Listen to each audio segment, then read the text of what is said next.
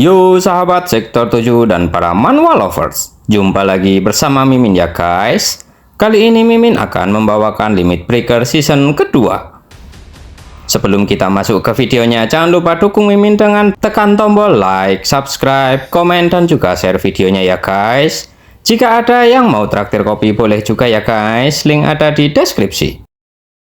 Tak usah menunggu lama lagi, langsung saja kita masuk ke videonya.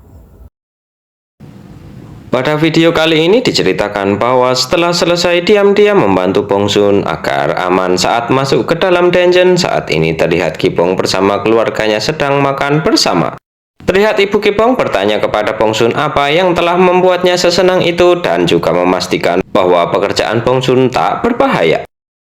Bongsun pun menanggapinya dengan mengatakan bahwa semua berjalan dengan baik sejak dirinya datang ke Korea, serta meminta agar ibunya tak khawatir tentang pekerjaannya yang tak seperti apa yang telah ibunya bayangkan. Namun ibunya masih tak percaya dan memastikan kepada Steve apa yang Bongsun katakan itu semuanya memanglah benar dan mereka benar-benar baik-baik saja. Steve pun menanggapinya dengan mengatakan bahwa pekerjaan mereka sangat aman. Hal itu membuat ibunya pun lega. Kemudian Bongsun mengatakan bahwa dirinya besok akan pergi menuju ke Open Dungeon. Sontak hal itu mengejutkan Kipong, lalu menjelaskan bahwa Open Dungeon adalah dungeon yang memiliki pintu masuk di berbagai tempat. Dungeon yang tak bisa dikontrol oleh negara atau guild karena pintu masuknya ada banyak, hingga kebanyakan para player menggunakannya dengan bebas. Dan kemungkinan tingkat bahayanya juga tinggi. Mendengar hal itu, Bongsun pun menggebrak mejanya sembari mengatakan bahwa semua itu tak ada hubungannya dengan kakaknya karena kakaknya bukanlah seorang player. Namun Steve pun memperingatkan Bongsun agar tak berkata seperti itu kepada kakaknya sembari dalam hatinya merasa takut karena dirinya tahu kekuatan Kipong sebenarnya. Akan tetapi Bongsun malah tambah marah dengan mengatakan kenapa Steve tiba-tiba membicarakan soal sopan santun seperti itu. Dan dengan keringat dingin bercucuran, Steve pun mengatakan bahwa Bongsun ternyata merupakan anak yang kurang ajar. Namun perdebatan mereka pun dihentikan oleh Kipong yang berkata bahwa berarti dirinya tak boleh ikut dengan Bongsun karena dirinya bukan seorang player. Bongsun pun menanggapinya dengan mengatakan bahwa alasan itu sudah jelas dan meskipun kakaknya seorang player pun, dirinya tak akan mau bepergian dengannya. Lalu melirik ke arah Sisu dan setelah itu menggebrak meja serta menyuruh kakaknya untuk memperdulikan pacarnya saja dan pergi meninggalkan meja makan itu. Sedangkan Steve yang melihat hal itu pun ikut bangkit serta menyusul Bongsun sembari menyuruhnya agar meminta maaf kepada kakaknya. Namun Bongsun mengatai Steve yang tiba-tiba menjadi aneh dan menyuruhnya untuk memilih antara dirinya atau Kipong. Kemudian Sisu pun menanyakan apa yang harus mereka lakukan karena Open Dungeon memiliki banyak pintu masuk dan akan sulit untuk mengontrolnya. Sambil tersenyum, Kipong menanggapi bahwa jika situasinya seperti itu, maka mereka harus melaksanakan rencana itu. Sisu pun paham dan menyetujuinya. Sedangkan di luar rumah terlihat Bongsun yang sedang duduk di ayunan dan didatangi oleh Steve. Di sana Steve pun menanyakan kenapa Bongsun begitu kasar kepada kakaknya itu. Bongsun pun menanggapi dengan mengatakan bahwa dirinya baru saja kembali dan saling bertemu. Jadi mana mungkin dirinya membawa kakaknya ke tempat berbahaya seperti itu. Lagi pula kakaknya juga bukanlah seorang player. Dirinya tak ingin kehilangan kakaknya lagi. Kemudian Bongsun langsung kembali menanyakan kenapa Steve begitu peduli dengan kakaknya padahal mereka baru saja bertemu. Mendengar hal itu, Steve pun terlihat canggung dan bingung meresponnya. Namun langsung beralasan jika itu semua karena dia adalah kakaknya Bongsun. Padahal dalam hati berujar bahwa sebenarnya yang lebih dalam bahaya jika masuk dungeon adalah mereka berdua daripada Kipong. Namun Bongsun tersenyum senang dengan jawaban dari Steve itu. Lalu berterima kasih kepada Steve sembari bersiap untuk memukul punggungnya. Tak lama setelah itu, dengan sekuat tenaga Bongsun pun memukul punggung Steve hingga membuatnya tersungkur di atas tanah dengan mengatakan bahwa seharusnya Steve memanggilnya Lucia bukanlah Bongsun. Kemudian setelah itu terlihat di sebuah Open Dungeon bintang 6 hutan belantara Urs, banyak player yang sedang berkumpul di tempat itu. Keramaian itu salah satunya disebabkan oleh orang gila yang memblokir pintu masuk dungeon sampai-sampai guild juga kesulitan menandinginya. Orang yang memblokir pintu itu memakai topeng hewan. Kemudian tak lama setelah itu, Steve dan Bongsun pun memasuki dungeon itu serta menjadi pusat perhatian karena memakai topeng hewan. Steve pun berujar bahwa sepertinya dengan mereka memakai topeng hewan ini, mereka menjadi pusat perhatian saat ini. Bongsun pun beralasan jika itu semua karena hal yang imut akan membuat orang lain lengah. Namun Steve masih khawatir dengan suasana yang sepertinya tak baik-baik saja itu hingga membuatnya tak nyaman. Sedangkan Bongsun mengatakan agar mereka menghiraukannya dan bersikap biasa saja. Kemudian salah seorang player yang ada di sana pun mengambil foto dengan handphonenya sembari mengatakan bahwa mereka berdua adalah para player yang memakai topeng hewan itu. Dia mengirimkan foto itu kepada ketua guild Naga Biru. Lalu di tempat persembunyian ular api sombong khusus guild Naga Biru terlihat bahwa setelah ketua guild menerima laporan itu, dia pun mengajak para anggota guildnya untuk bergerak menangkap orang yang memakai topeng hewan itu. Kemudian kembali ke tempat Bongsun, saat ini terlihat bahwa dia sedang sibuk mencari orang yang mau diajak sebagai party mereka. Namun semua menolaknya dan kabur menjauh dari mereka berdua. Sontak hal itu membuat mereka berdua pun menjadi bingung dan Steve menanyakan apakah mungkin Bongsun menakuti mereka. Namun kata-kata itu membuatnya marah dan menendang Steve serta mengatakan agar Steve memanggilnya Lucia. Lalu berpindah ke anggota guild Naga Biru, terlihat saat ini mereka akan memasuki pintu masuk Open Dungeon. Namun mereka bertemu dengan beberapa orang asing yang belum pernah mereka lihat. Orang yang ada di sana pun meminta agar guild Naga Biru mundur karena itu bukan urusan mereka. Namun hal itu malah membuat ketua guild Naga Biru emosi lalu menendang tangan palsu orang itu hingga tangan palsunya pun langsung terlepas. Sedangkan Bongsun dan Steve terlihat sedikit putus asa karena kesulitan mencari party untuk memasuki dungeon. Kemudian Steve pun mengatakan bahwa semua orang terlihat menghindari mereka. Mungkin ini semua gara-gara Bongsun. Mendengar hal itu, Bongsun pun kesal dan beralasan bahwa katanya orang-orang akan lemah jika berhadapan dengan hal yang imut. Steve pun menyela dengan mengatakan bahwa Bongsun itu tak imut. Mendengar hal itu, Bongsun pun langsung memukul Steve hingga membuatnya tersungkur di atas tanah lagi. Lalu menghela nafasnya dengan berujar bahwa padahal mereka akan kesulitan membersihkan Open Dungeon jika tak memiliki party. Setidaknya mereka butuh 4 orang untuk memasuki ruangan bos. Kemudian Steve pun menawarkan sebuah ide agar mereka berdua melepas topengnya saja untuk mencari anggota partinya. Namun Bongsun tak menyetujuinya karena mereka bisa dalam bahaya jika identitasnya diketahui. Lalu mengajak Steve untuk mencari anggota party lagi. Tapi mereka dikejutkan dengan suara seseorang yang menanyakan apakah mereka sedang mencari anggota party. Kemudian berpindah di pintu masuk dungeon tempat guild Naga Biru dihadang oleh orang-orang tak dikenal itu. Setelah saling mengejek, akhirnya ketua guild Naga Biru pun menyerang orang asing yang dipanggil besi tua oleh ketua guild Naga Biru. Namun itu semua tak terasa bagi besi tua itu.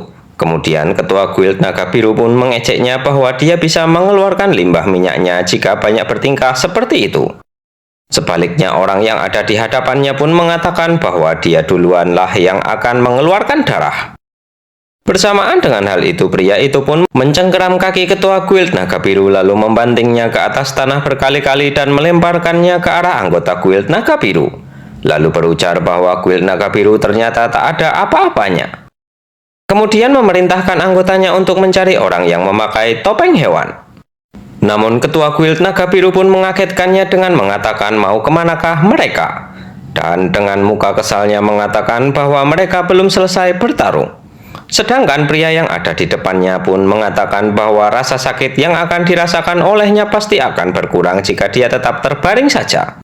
Ketua guild Naga Biru pun belum menanggapi perkataan itu dan menyuruh para anggota guildnya untuk memprioritaskan pencarian si kepala hewan daripada mengurus orang-orang itu. Namun sembari berjalan mendekat, pria yang menghalanginya pun berujar bahwa ternyata ketua guild Naga Biru tengah membuat para anak buahnya kerepotan. Mendengar hal itu, ketua guild Naga Biru pun merasa kesal sembari berkata agar dia menutup mulutnya. Dan dirinya akan membuat pria itu mengeluarkan limbah minyaknya. Bersamaan dengan hal itu, ketua guild pun melesat ke arah pria itu untuk menyerangnya. Dan benturan antara keduanya pun tak dapat terhindarkan lagi. Kemudian kembali ke dalam dungeon, terlihat bahwa orang yang menanyakan mereka sedang mencari anggota guild kepada Bongsun dan Steve adalah 2 orang yang memakai kostum hewan. di mana identitas mereka berdua sebenarnya adalah Sisu dan Kibong yang sedang menyamar. Lalu Bongsun pun bertanya kepada mereka berdua apakah mereka sedang mencari anggota party saat ini. Kibong yang memakai kostum hewan pun mengiyakan hal itu sembari mengatakan bahwa sepertinya akan sulit untuk membersihkan Open Dungeon berdua saja. Dan Sisu pun dengan imutnya juga menyapa Bongsun dengan mengatakan senang bertemu dengannya. Namun hal itu malah membuat Bongsun pun merasa ada yang aneh karena sepertinya dirinya pernah mendengar cara bicara mereka namun tak familiar dengan suara mereka. Dan Steve pun mengatakan kepada Bongsun bahwa sepertinya ada yang aneh dengan suara mereka yang seperti diubah menggunakan sebuah sihir. Akan tetapi Bongsun dengan muka menyeramkannya sambil menutup mulut Steve mengatakan bahwa mereka saat ini tak bisa pilih-pilih anggota party. Lalu sikapnya pun berubah menjadi ramah mendatangi Sisu dan memuji kostum mereka yang sangat imut. Sedangkan Steve masih merasa terganggu dengan sihir yang ada di dalam suara mereka. Dirinya yakin bahwa suara mereka telah diubah menggunakan sebuah sihir. Kemudian karena rasa penasaran dia pun mendeteksi Kibong dan Sisu menggunakan skill deteksinya. Sontak Steve pun terkejut dengan begitu besar mana yang dipancarkan dari tubuh mereka berdua. Sedangkan Kibong yang menyadari skill deteksi itu pun mengisyaratkan dengan jarinya agar Steve diam merahasiakannya. Sambil bergetar hebat, Steve pun langsung mengangguk-angguk menyanggupinya. Kemudian Bongsun yang tak tahu apa-apa pun mengatakan kepada Sisu bahwa mereka tak usah terlalu khawatir karena dirinya lah yang akan menghadapi para monster. Jadi, mereka hanya perlu membantunya dengan sihir bantuan dari belakang. Namun Steve pun merasa lesu mendengar apa yang Bongsun katakan itu. Lalu setelah itu Bongsun menanyakan berapa ranking yang dimiliki oleh mereka berdua. Kibong yang memakai kostum itu pun sempat bingung namun teringat sesuatu yaitu dirinya pernah menghancurkan alat tes kekuatan di masa lalu. Jadi dirinya beralasan jika saat ini mesin pengukurannya sedang rusak. Maka dari itu dirinya tak bisa mengukur dengan akurat dirinya saat ini berada di ranking berapa. Mendengar hal itu Bongsun pun terlihat kesal di balik topengnya sembari dalam hatinya berujar bahwa sepertinya dia hanya mencari alasan saja. Padahal tak masalah jika dia memiliki rank yang rendah dan mungkin saja dia berada di rank C. Akan tetapi tak mempermasalahkan hal itu sembari menambahkan dalam hatinya bahwa itu tak masalah asal mereka bisa cukup membantu dirinya. Kemudian berpura-pura tak tahu jika mesin di Korea ternyata bisa rusak juga. Dan merasa bahwa cara bicaranya terlihat sok dekat dengan dirinya. Lalu Steve pun berbisik kepada Bongsun agar mereka menjalankan saja dan bertingkah santai saja. Toh mereka berdua membutuhkan bantuan mereka untuk memenuhi jumlah anggota minimum di gerbang bos menengah. Gerbang itu akan aktif apabila ada minimal 4 orang yang datang ke sana. Dan tak lama setelah itu mereka pun sampai di tempat portal itu terbuka. Terlihat juga di sana kondisi sangat ramai dengan para player yang akan memasuki dungeon itu. Kemudian Bongsun pun berujar bahwa ini merupakan pertama kali bagi dirinya datang ke Open Dungeon Korea. Makanya dirinya jadi tak sabar sama sekali. Walaupun di Amerika juga syaratnya sama harus memiliki 4 anggota untuk melanjutkan ke stage berikutnya. Dan kembali berpesan kepada Kibong dan Sisu agar hanya membantunya dari belakang saja. Dengan semangat luar biasa Sisu pun menyanggupinya serta mengatakan bahwa dirinya akan membantu Bongsun sebaik mungkin. Kemudian sambil berjalan memasuki tempat portal masuk Bongsun pun dalam hati berujar bahwa sepertinya Kibong dan Sisu yang memakai kostum itu merupakan tim yang tak menggunakan senjata. Namun tak mempermasalahkannya karena sejak awal dirinya hanya membutuhkan anggota saja dan tak lebih. Kemudian dengan semangat yang seperti biasanya Sisu berujar bahwa dirinya sudah tak sabar serta meminta agar mereka semua bersemangat. Lalu mereka pun memasuki dungeon itu. Setelah masuk ke sana terlihat bahwa mereka dikejutkan oleh player yang masuk sebelum mereka pun sudah tergeletak di atas tanah. Dikarenakan hal itu Bongsun pun langsung menghunuskan pedangnya sembari meminta mereka semua agar berhati-hati dan meminta Steve untuk melacak daerah sekitar. Karena dari yang dirinya dengar mereka merupakan para player yang memiliki rank B. Aneh jika mereka kalah begitu saja hanya sesaat setelah memasuki pintu dungeon itu. Sedangkan Steve saat ini sedang mengeluarkan skill melacaknya, menuruti permintaan dari Bongsun. Lalu setelah memeriksa entitas lawan yang ada di depan mereka, Steve pun membagikan pandangannya kepada Bongsun. Setelah mendapatkan pandangan dari Steve, Bongsun pun bisa melihat cetak biru keberadaan musuh berada saat ini dan langsung melesat ke arahnya sembari meminta dukungan dari Steve untuk melawan para monster itu. Lalu Bongsun pun berlari dan melompati sebuah batu besar tempat monster itu bersembunyi untuk menyerangnya. Sedangkan dengan kemunculan Bongsun itu, para monster pun langsung berniat mengeroyok Bongsun, tapi Steve langsung mengaktifkan skill Wind Barrier untuk melindungi Bongsun. Lalu dengan pedang yang sudah diselimuti oleh elemen api, Bongsun pun menebas monster itu satu persatu dan menghabisinya dengan mudah.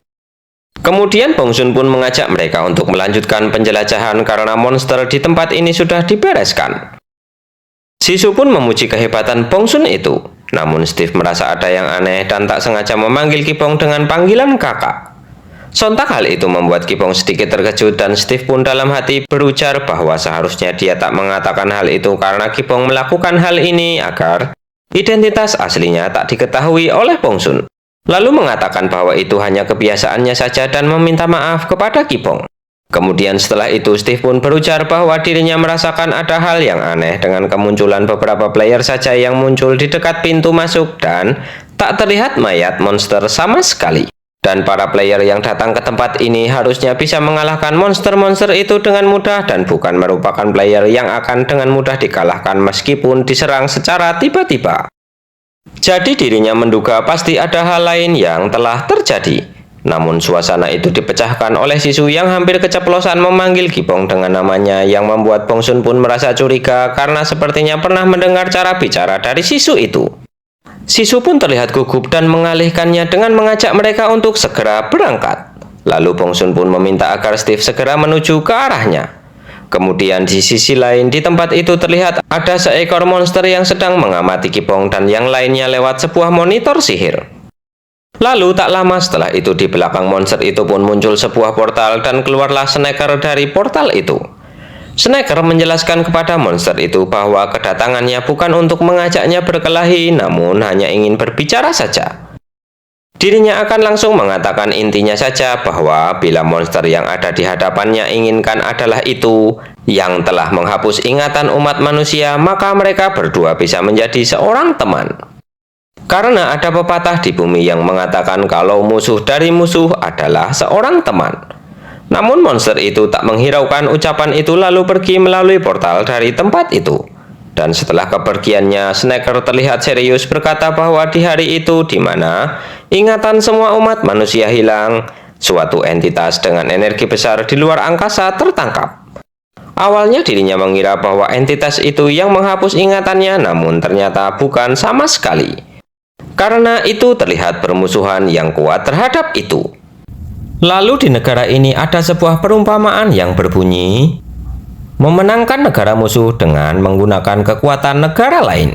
Jadi meminta agar Kipong saat ini mencoba untuk bertahan.